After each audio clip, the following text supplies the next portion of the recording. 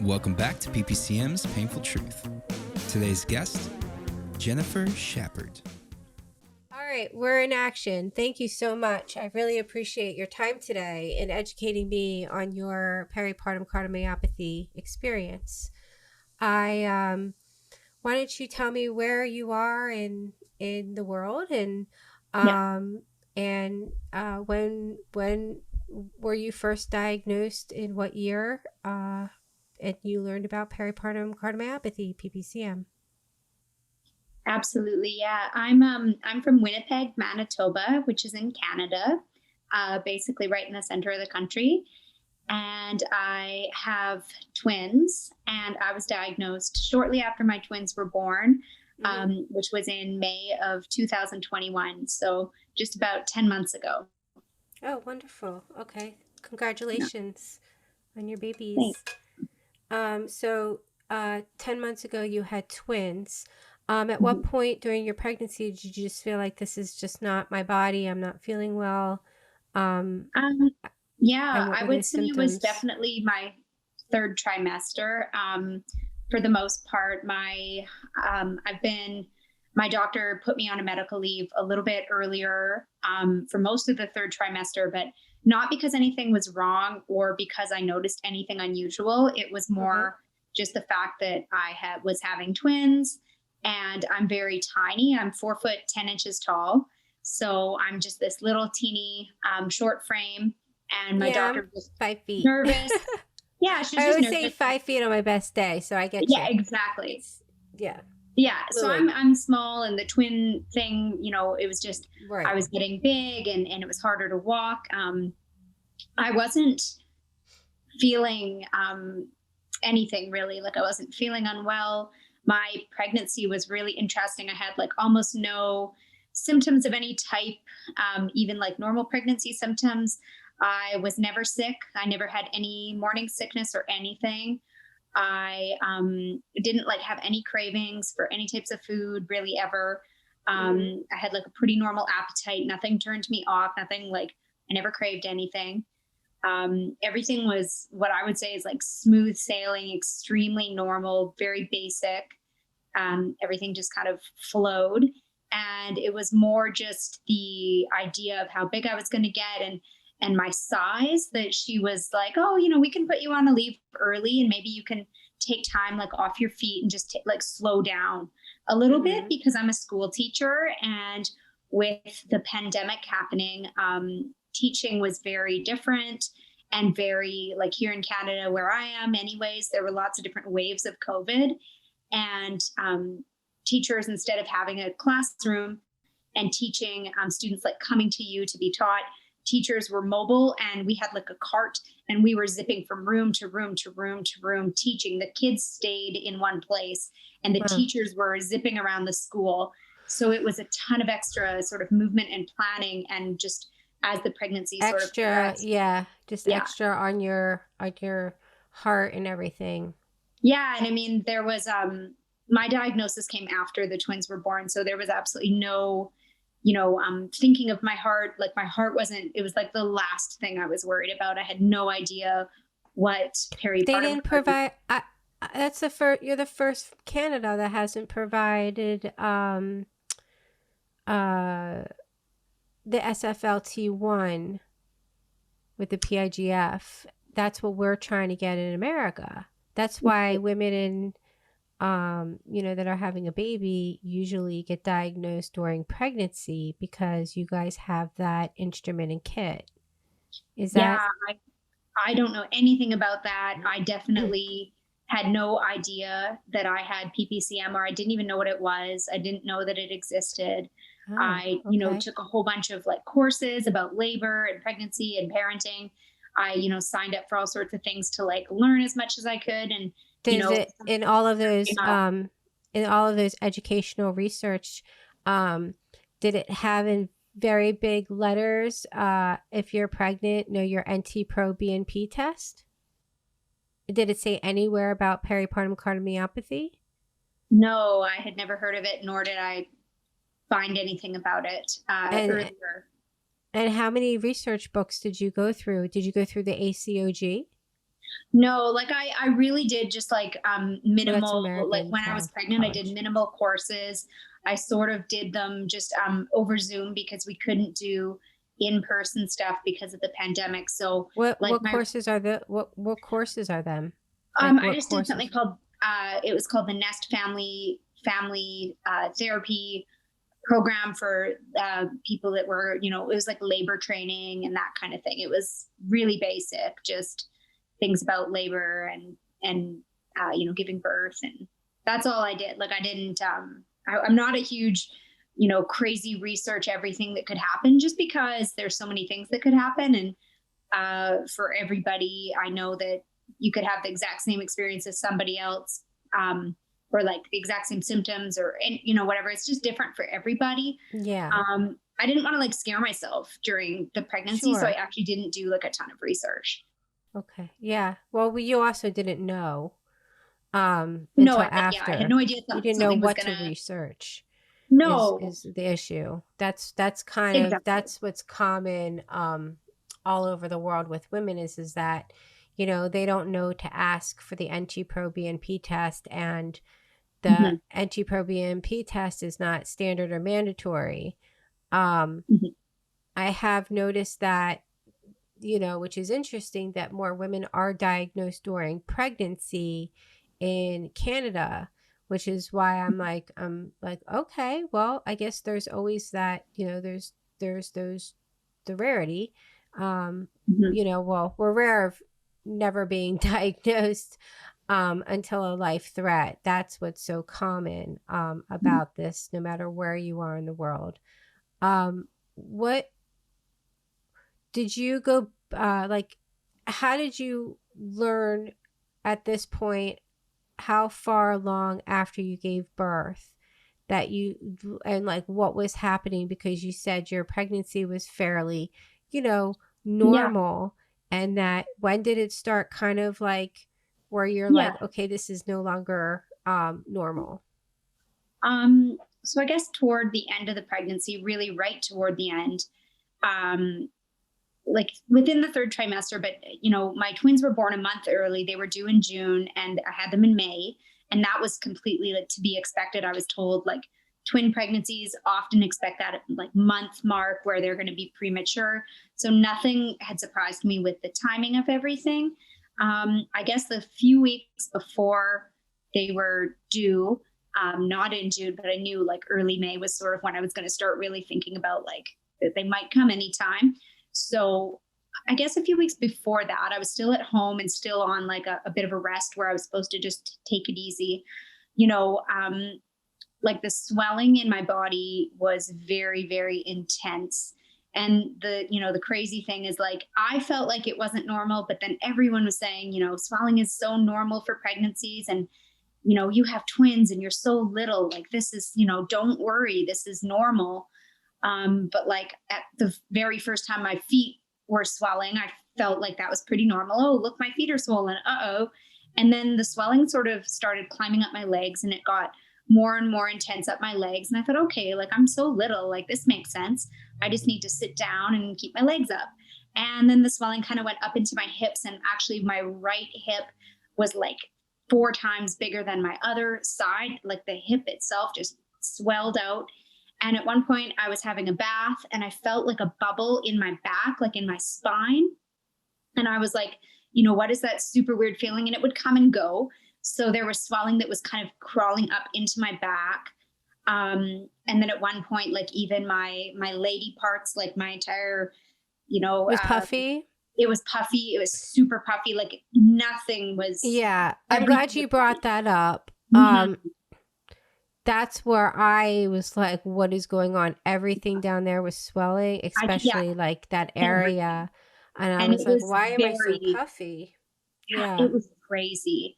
And I just kept thinking, Yeah, like, I remember that. everyone was saying, well, it is a little bizarre and this is more than, we've ever experienced. But hey, you have twins. And no one I knew in my life had like gone through a twin pregnancy. And I'm also the shortest person I know. So people just kind of kept chalking it up to my height and carrying twins. And then just thinking that, like, of course, like basic pregnancy symptoms like swelling are just going to be more intense for you. And toward the end, like I had regular checkups because with twin pregnancies, you're checking back quite regularly. So it was nice because I was always in and out of the doctor, you know, much more frequently than some of my friends with singleton babies.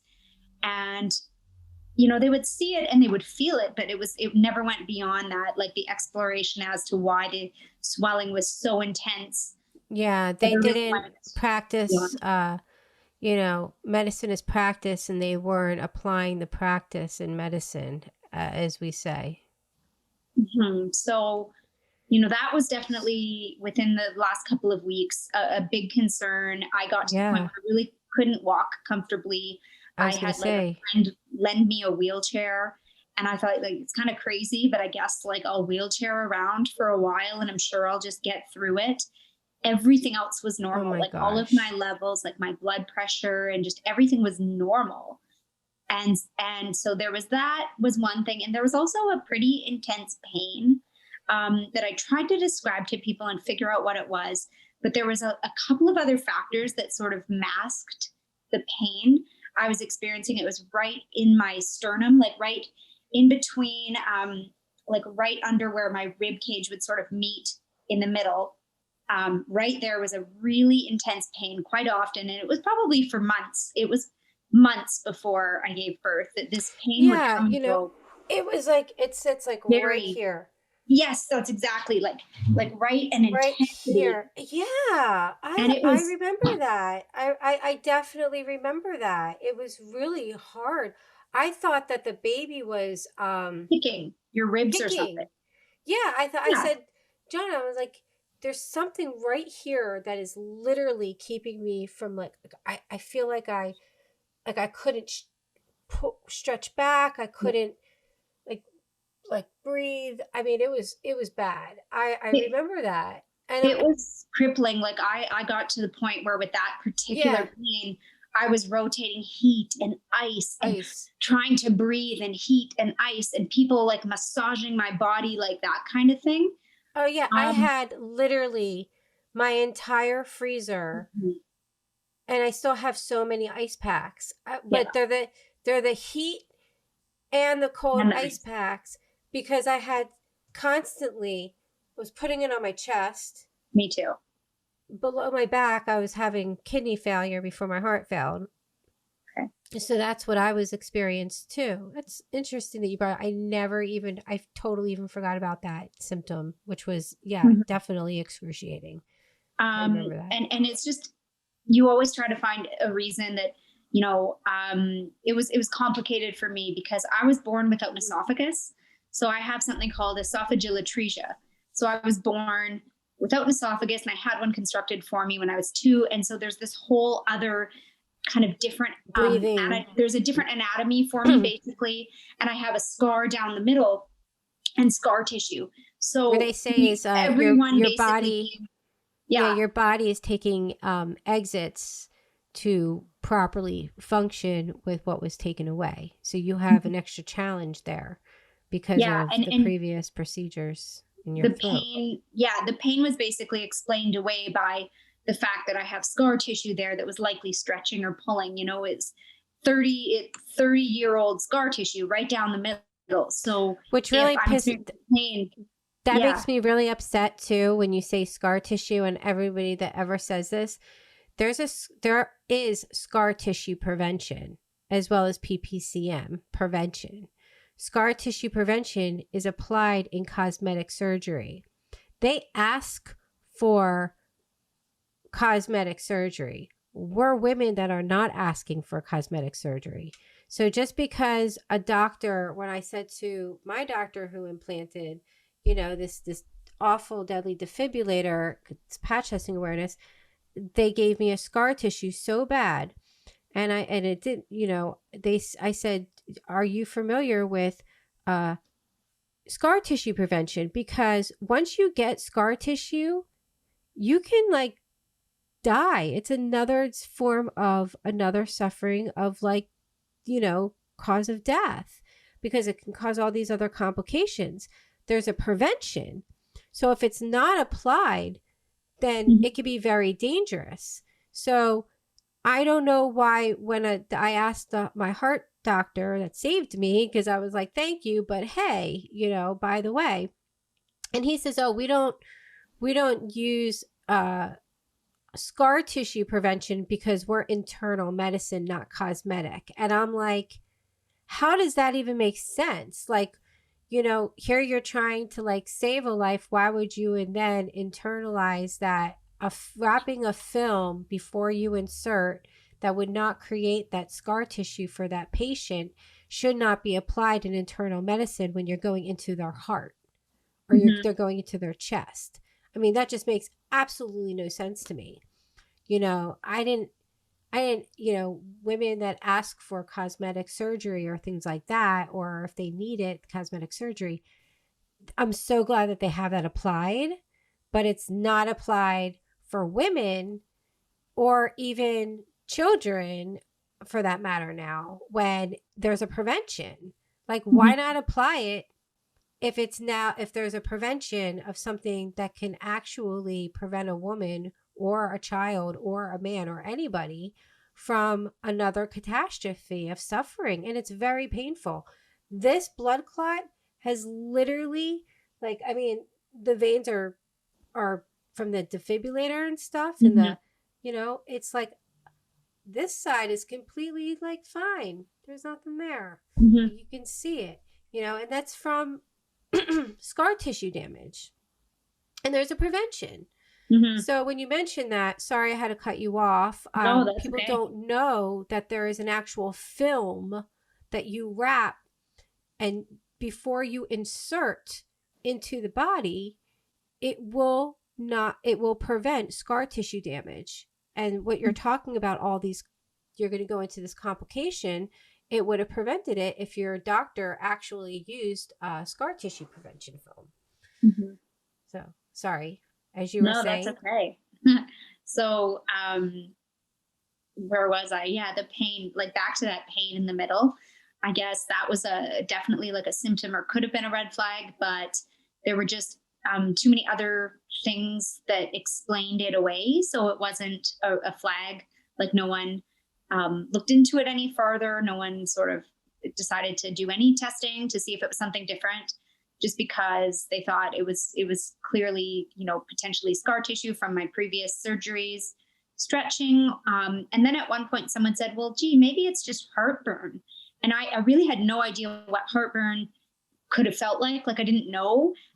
So then I did try some antacids, and every so often that pain would subside a little bit. So then I started thinking, no, it's just heartburn. Like, I just don't know what it feels like. I must be crazy. So I just explained away sort of some of the symptoms that were happening, the very crazy swelling and the pain. Those were the only two things that happened, though, really, that I can think of prior to giving birth. Everything else sort of unfolded for me afterwards. So what was the test that actually diagnosed you peripartum cardiomyopathy? What was it that they said, okay, this is alerting us? Well, after I had a C-section for the twins to give birth. So I was in the hospital just a couple of days, but basically they released me after the C-section, just because my blood pressure had spiked. Like, basically there was some preeclampsia right at the very end. And so they, okay, her blood pressure spiking, let's just get these kids out. So they did the C-section. Everything went really well. The kids were great. They had to obviously go to the NICU, but I was released maybe 2 or 3 days later, and the swelling hadn't gone down like at all, but I was told, like, okay, just wait, like it's gonna go down. It goes down right away. But it definitely, it didn't. Like, it was okay. But when I got home, all of a sudden, some of the swelling that had gone down, like, came back, like my lady parts, like, again, the swelling between my legs, the swelling in my hips and up my back, it like came back even worse after I got home. And I was having now trouble breathing. So this is just a few days later after the C-section, and I'm released from the hospital, and I couldn't even walk up my driveway. I have a couple steps to get up to my front door. And when I got inside, I had to lean against a wall and try to catch my breath. So I basically couldn't breathe when I moved. And so with the extra swelling and the fact that I couldn't breathe, my parents like were panicking and they said, just go back to the hospital. And I was trying to say like, no, like I just gave birth. Like, this is all normal. Like, so what? Like, I'm tired. Like, so I waited an extra day at home and just slept quite a lot. And just, I couldn't breathe. I basically couldn't do anything and I couldn't breathe. So with COVID happening at the same time, there was a massive like wave of COVID in Winnipeg where I live. And so like just going to the hospital was like a nightmare because they were completely full. There were like makeshift ICUs where there weren't even supposed to be ICUs. It was very like COVID-y. And so I was terrified of maybe just having COVID, like, suddenly you have same symptoms. You have a breathing symptom. Yeah, of course. So I did finally go back to the hospital. Which defeats us even more. Like, I mean, like if there was anything else that could defeat us, it would be another disease that would just target your heart or your lungs. It's not to be listened to. Yeah. So I went back and it was not COVID. And so then started the other tests. Okay, we'll do a quick CT. We'll get back to you. We'll see what we can see. And my lungs had some fluid in it. Basically, they found some fluid in my lungs. So in the heart, like nothing about my heart came up yet. They said, you do have a lot of swelling. It might just be that your body was a little overwhelmed. We're going to just check you in and we're going to give you some Lasix and we're going to give you water pills and try to just wash some of the swelling down. And we're hoping that like the fluid that's in your lungs is just going to go away and that'll be that. Right. So it seemed really basic, nothing scary. Everyone was really calm about it. And I was like just completely chilling in the hospital, watching like TV shows and just like completely, no one was really checking in on me. I actually got to go back to the same room that they give like the parents after a C-section or whatever. I was like still in labor, like in the labor area of the women's hospital here. And it was like very minimal. What was the name of the hospital? The name of the hospital is Health Science Center. So HSC, and it's in Winnipeg. And they have a beautiful women's hospital that's fairly new. And I was like, it was just, you have a little excess, a little excess fluid and some of it seems to have gotten to your lungs somehow. So I really relaxed over a couple of days, watched a lot of TV and was checked on like pretty rarely.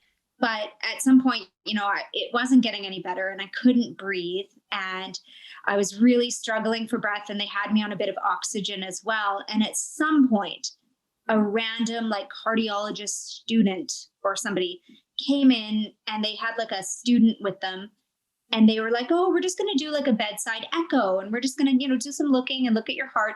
And like, they didn't give me a reason why they would be looking at my heart because in my head, I'm like, this is my lungs. Like something's just wrong with my lungs. And no one had mentioned like, again, nothing to do with hearts. I knew nothing about the heart thing, but they did some bedside stuff and they said, we're going to book like an actual proper echo for you. So, sometime in the next few days, you'll be going down for that. And they didn't really explain like why they would look at my heart. So when I phoned my mom that night in the hospital and told her someone was in looking at my heart, she was so confused. She's like, well, they've talked about your lungs. They've talked about the fluid. Like, why would they be looking at your heart? That makes no sense. So here we just are still in the dark about what PPCM even is. Right. And so I did the echo and I'm just completely like thinking nothing of it. And then no one even came to give me the results right away. They're like, the results will be in by, mid-afternoon. And then no doctor came to see me. So I'm waiting and waiting, thinking, why am I waiting? So by the evening, I asked the night nurse who was coming to check on me. I said, I had this test and I'm getting really nervous. Can you find out, like, I know the results are there somewhere. No one came to see me. Can you please like help me, like tell someone to look at them? I just want to know what's going on. Yeah. And so finally a night nurse who was, very like amazing was like, I'm going to find a doctor to get these results for you. And she found, like, again, the hospitals were so busy and there were like all sorts of doctors there that, weren't really in their area of expertise. They were just like desperate for doctors. So they had all sorts of doctors just supervising the hospital. Right. And a doctor did go and find my results and basically came down to tell my husband and I were in the room. and told me it was peripartum cardiomyopathy. And so that's when I first even heard the word. And that doctor didn't know anything about it really, and didn't know what to tell me. They just said, well, this is what it says, and we're going to find someone who can talk to you. Okay. And this is what says? The EKG? The echo. Like basically your echo says. Your echocardiogram. Your echo says that your heart is not functioning well. It is not beating, it's not pumping well. Right. And they said, it's this statement on it is peripartum cardiomyopathy. And then the doctor giving me the news didn't know anything about it and didn't want to make any mistakes. So didn't want to tell me anything. I'm burst out crying because of course I had been on Google. Dr. Google. I'd been on Google when they started talking about my heart. Right. I started Googling, and I Googled peripartum cardiomyopathy, came up right away. I had every single symptom, everything I was going through matched. And in my head, I just didn't want to tell anybody because I thought this can't be it. This can't be happening, and on Google, it had said there was no recovery, no chance of recovery. It wasn't even the correct information. That's so awful because that's a false, tell me what, if you even remember what link that was that says that, because they need to be notified and updated because you can fully recover. This is a pregnancy-induced complication. Exactly. You have 0 complications prior to pregnancy. It is detected and prevented as early as 10 weeks pregnant if shown. There is the Lasix is what every woman, I was flushed over 50 pounds of fluid. I still take my Lasix every day. Me too. I noticed when I was doing the docuseries in person, I don't know if you've watched any of them, we're on episode 4.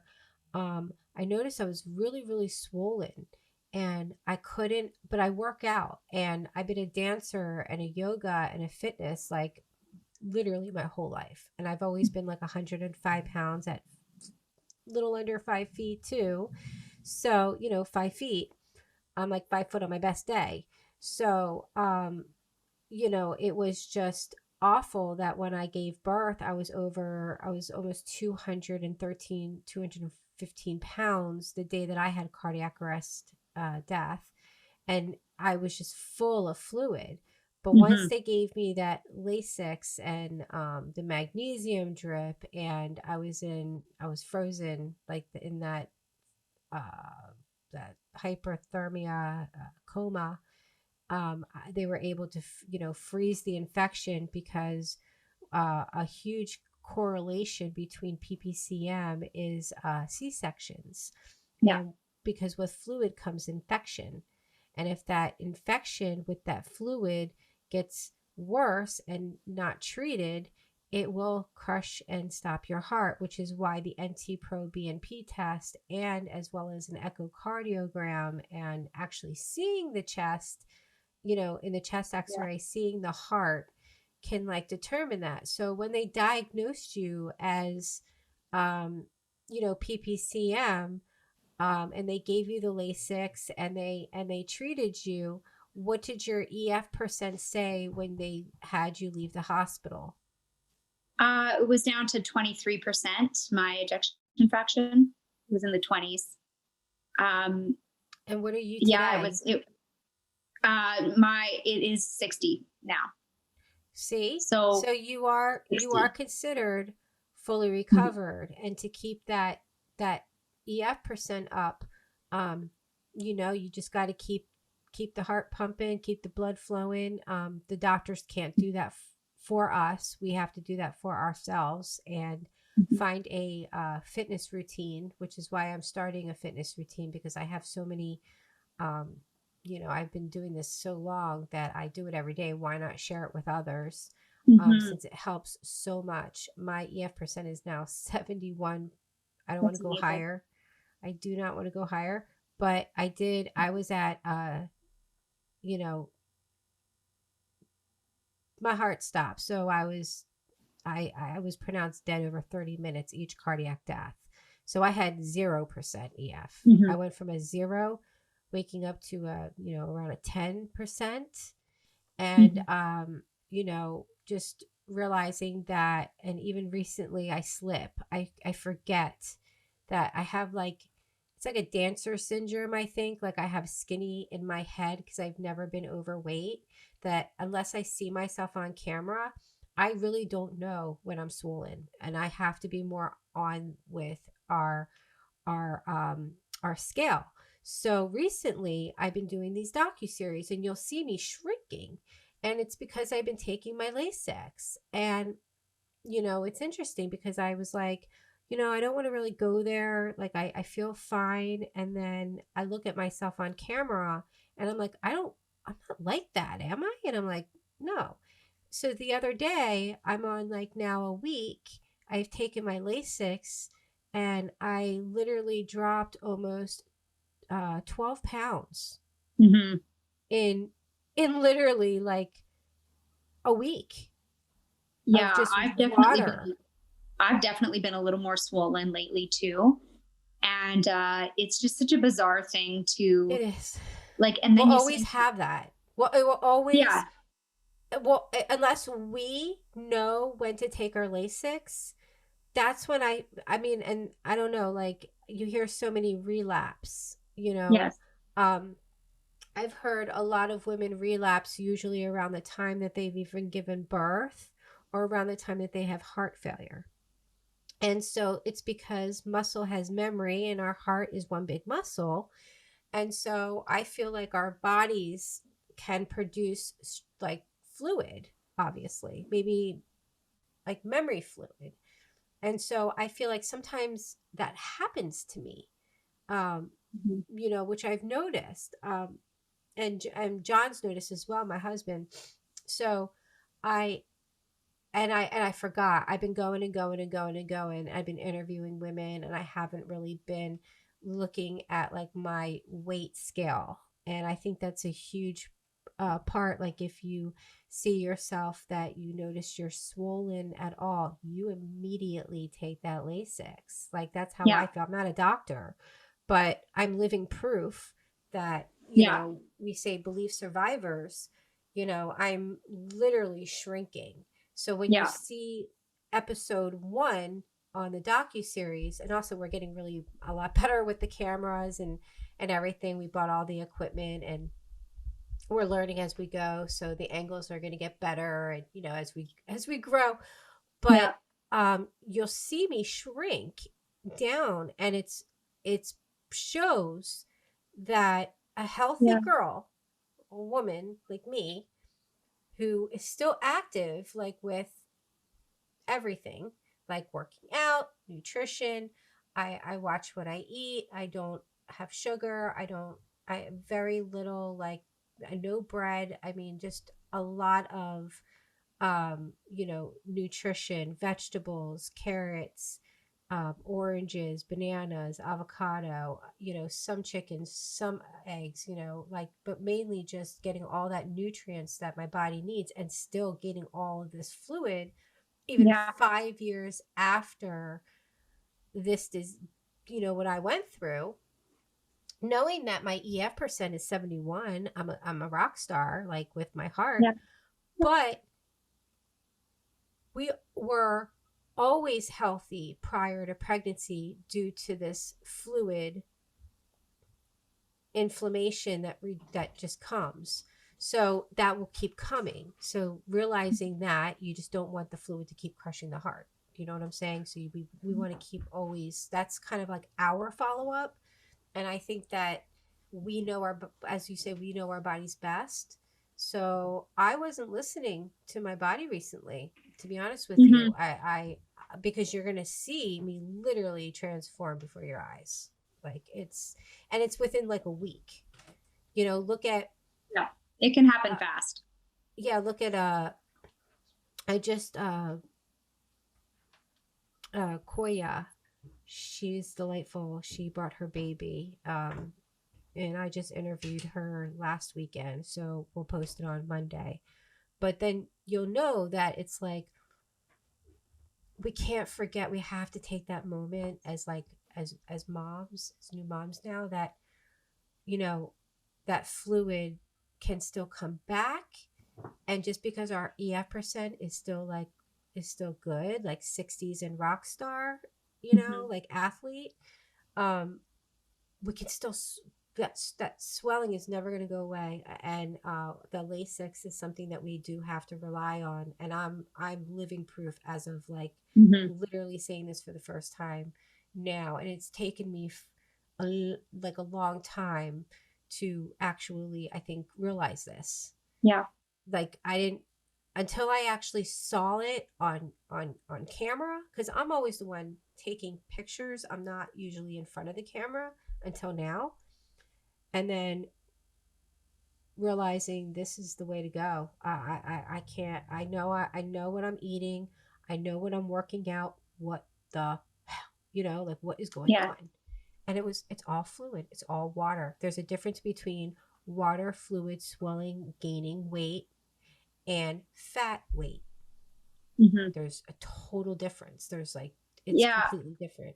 I think I had been telling myself, and that, so like, I think just talking to people and just like people that are experiencing this, just keep talking, because I think that we might learn more from each other than what's, you know, even in the medical books right now. Just because like for a while I was telling myself it was fat weight. You know, I'm saying, oh, well, I have such a great appetite. Like ever since I've been healthy and ever since my heart has rebounded and ever since I have been back home and with the kids, I have had a healthy appetite, and I, you know, am eating well, and I'm hungry, and I'm, you know, and so I was telling myself it was fat weight. Yeah. I'm just gaining weight. It's normal. And it's only recently, you're not. You're gaining, that I started, you're gaining that fluid back. Yeah. So that and I need, I'm reminding you, and this is true, we are putting the PPCM puzzle together, every woman around the world together as we speak. I think so. Like last conversation I had, I thought she had a daughter, and it was my mistake. It was actually, you know, it was, and I mean, whether you're a PPCM baby or not, I think all babies should be tested. But I always say, if you have a daughter, and you were PPCM, that means your daughter was a PPCM baby. I feel like there's like a difference between a boy PPCM baby and a girl PPCM baby. Okay, so we're more. I have both studies. Yeah. So what I think that we should even connect with, even in 10, 13 years from now, you know, we can put be continued ...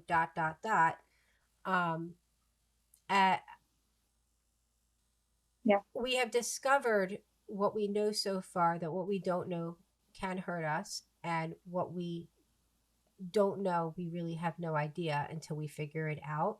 And what we've learned is that early diagnosis with the NT-proBNP test, the echocardiogram, the what needs to be updated for standards for all pregnancies, the lab screening and testings that needs to be updated.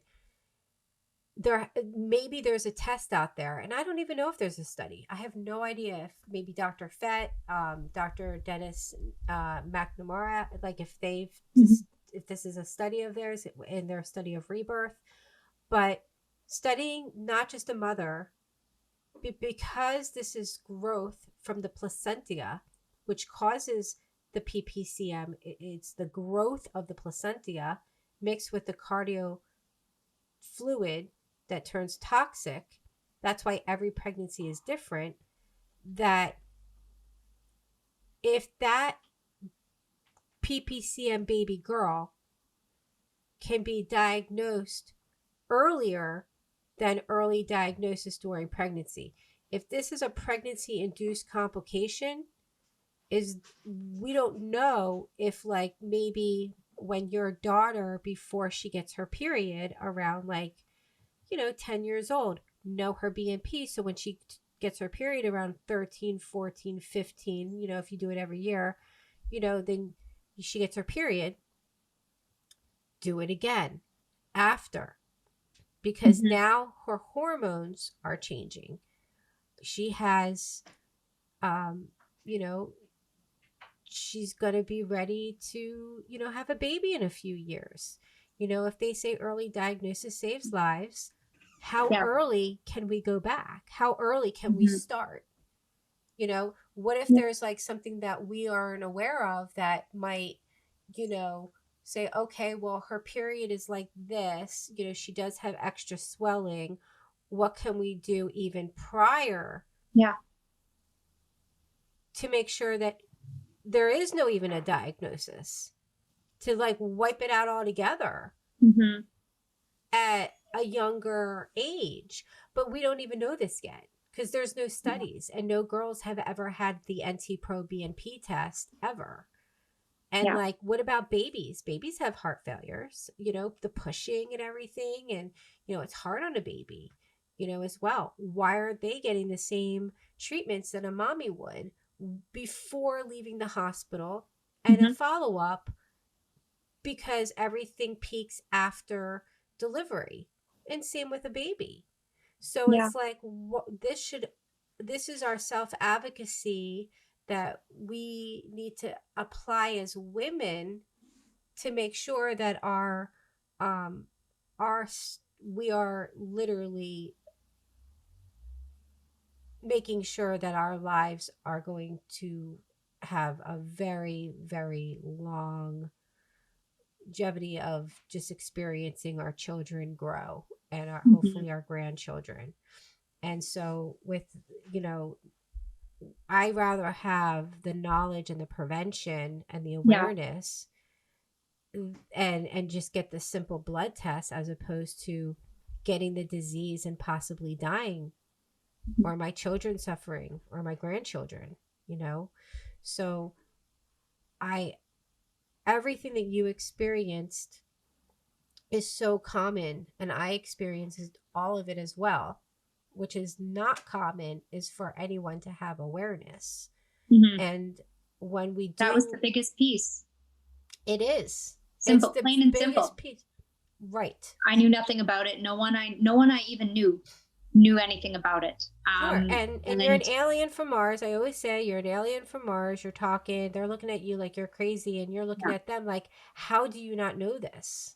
And I mean, I don't really think it's fair to throw the word rare out there, because then when they say, oh, well, it's really rare, it's kind of like saying, I shouldn't even tell other people about it because it'll scare them, because it's so rare that I'm probably the only person that I know that'll ever get it. Well, sorry, but like I want to make some calls and even call the, the education center that I went through the birthing classes, and just, I want other people that talk to women ahead of giving birth, I want them to mention it. Like, just so my tagline, my tagline and my intro for the docuseries is that PPCM is not rare; it's just rarely diagnosed.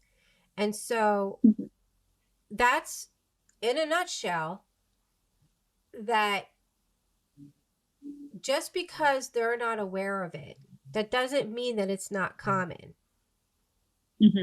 Just because you have no idea. Nobody knew about cancer. Nobody knew that also that the BNP test, if you were to do your research and say, does the BNP test determine cancer? Yes, it does. It can either eliminate the heart, or rule out the heart. It shows still elevated levels. So, the fact that this is not known we're not educated, but it's known. It's not hidden. I mean, they have it for a cat. I say it every time. I cannot believe they have the test for a feline, but they can't have it for women that can possibly save babies and infants and mothers. I mean, it's just, and the ones who suffer the most are the men. They have to sit there and, and wonder how their life is going to go when this was not the plan. So it's really quite remarkable that this has gone without any attention whatsoever until literally now. And so I thank you today for, helping me develop this movement and showing up and educating me more on Canada. Here I'm like, you know, I'm just a survivor too, putting the pieces together. And I never want to feel like I never want to feel like I'm saying something because I'm not a doctor and I'm a survivor, but I don't want to Yeah. say anything to ever make even like a nurse feel like they're not great just because, you know, or wonderful, or a doctor or whatnot.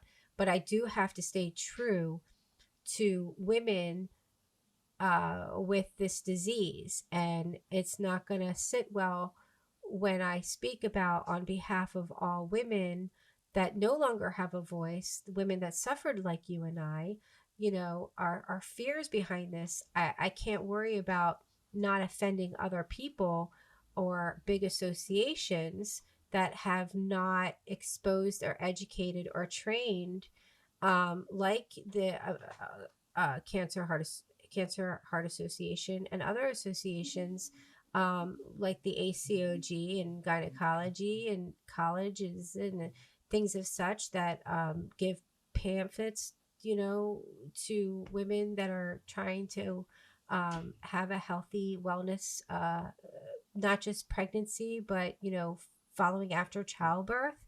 And there's really not much information. And so shame on them. And that's not insulting them. That's just saying that's withholding very life-saving, important educational information. And it's not in any way, shape, or form, it's not okay.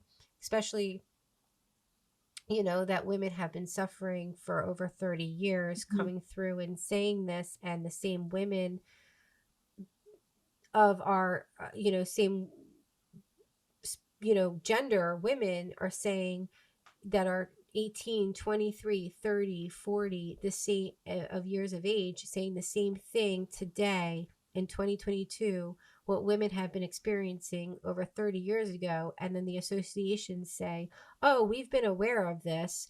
So yeah, we'll speak up now about it. And we have been aware and blah, blah, blah, blah, blah.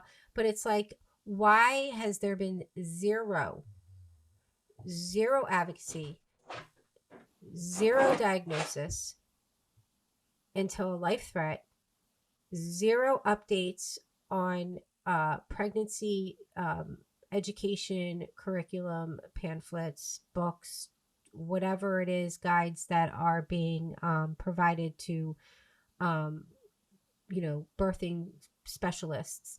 There has been zero.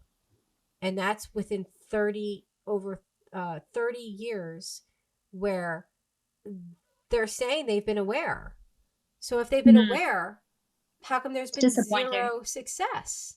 Zero. And when there's a real easy, practical solution to an extremely serious problem, when it's all preventable. So there's really no excuse. Yeah. I mean, and I'm just lucky that, I guess I'm one of the lucky ones who did go back to the hospital like right away. Absolutely. I could have waited and said, oh, I'm sure I'm just tired. And, you know, I could have like brushed off my symptoms for, well, no, I didn't. I went to the hospital for months, right? But like, I'm so lucky, because when I went back in right away, it sort of started that chain of events, and I was basically being treated for it within a week of realizing something was wrong. And I really chalk that up to why I rebounded and my heart did so well. Like just within 6 months, you know, it seemed like it was getting a really excellent recovery. And I just wish that more people would know a little bit about it, so that if anything happens and they go back home and suddenly we're doing it. We're getting there. Like, let's keep talking about it and keep it going. Yeah, absolutely. And we can always do updated interviews if you have any updates on your, if anything happens, or like I said, we are the proof or the study of women in our era to change history, to develop this pregnancy movement, to demand to raise the standard screen, labs, and testings for all pregnancies, and for whatever handbook that they were using to throw it away and start being informed and educated, as well as applying what really needs to happen to completely remove the suffering and the pain that, you know, women and families have to go through only due to the lack of awareness. Mm-hmm. And so, yeah, no, thank you so much. And is there anything else that you think that would be important to indicate that you missed, or something that maybe red flagged you, that thought, wow, this is very important information, if I put this out there, it can maybe save a life? What kind of message would you have? I think it's the same as what anyone in the previous interviews have all said. It's the exact same message. Just, even if it's your very first pregnancy and you don't know much about what to expect, if anything seems unusual, don't just chalk it up to, oh, well, it's my first pregnancy, I don't know what I'm doing. Like, when I felt the swelling going up my spine and I knew my hip was crazy and my lady parts, I just, like, something was wrong. And I just kept saying to myself, like, oh, I've never been pregnant, I'm sure this is normal. And I think that thought, I'm sure this is normal, is like just a red flag on its own, because you're talking yourself down from something that you sort of know inside, like you already know something's going on maybe. And just really keep pushing and asking questions, because I felt like I just brushed it off a little bit and didn't really mention it to the doctor, maybe as like, the pain in the middle. I could have really said to her, like, no, this is a severe pain. It's not just a little bit, like there's something really painful. Yeah. And instead I sort of just that kind of brushed it away. Like, oh, there's some pain and I'm sure that's normal, and I just brushed it away.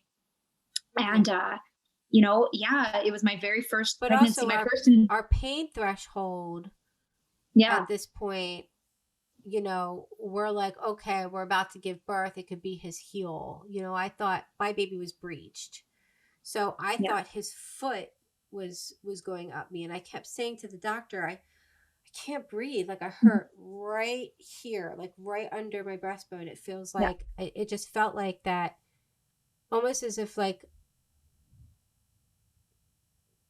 there was like a big rock that was just sitting there, and I couldn't turn right and I couldn't turn left, and it just felt like a something solid, and then every time I would breathe or take a deep breath, it would be painful. And it wasn't heartburn, it was definitely more of like, it felt like there was something physical that was pressing quite hard, to find out that I was being suffocated by the fluid, and that's what it was.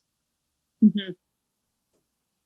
Yeah, absolutely. So just those little tidbits, just even if you think that it's nothing, or you don't know what you're talking about because it's your first pregnancy, so you've never, you don't know what, oh, I'm sure it's all normal. Like just that saying in your head, just, I think, keep pressing, and getting answers, or just trying to notify someone that you think it's beyond what is normal, even if you don't know what normal feels like. And I hope that just as the awareness spreads about PPCM and people share their stories, people might connect with it and learn about it a little earlier, before it's too late.